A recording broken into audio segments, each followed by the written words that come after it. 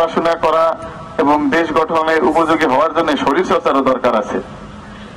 জাতিসংঘের আন্তর্জাতিক স্বাস্থ্য সংস্থা, আমাদের যাকে আমরা WHO বলি, ওয়ার্ল্ড হেলথ অর্গানাইজেশন, এর যে ডেফিনেশন আছে বা সংজ্ঞা আছে স্বাস্থ্যের, সেটা হলো দেহ ও মনের সুস্থতা। আমাদের দেহ আর মন এই দুইটা মিলে হচ্ছে স্বাস্থ্য। কারণ মানুষের দেহকে বলা হয় সাইকোসোমাটিক প্রসেস।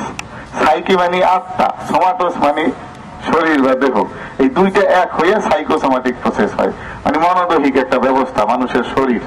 এখন আমাদের মন ভালো রাখতে হলে আমাদের শরীরও ভালো থাকতে হবে। আসলে তারুণ্যই পারে যে কোনো শক্তিকে জয় করতে। তারুণ্যের মধ্যে রয়েছে স্পৃহা, মেধা এবং শক্তি। আর খেলাও একটা আর্ট, কৌশল, এবং ফুটবল খেলা তো আসলে একটা অপ্রতিরোধ্য এবং বাংলাদেশের সবচেয়ে জনপ্রিয় খেলা। যদিও আমরা বলে থাকি ক্রিকেট, তারপরও এখনো বহির্বিশ্বে বাংলাদেশে ফুটবল খেলাটি অত্যন্ত জনপ্রিয়।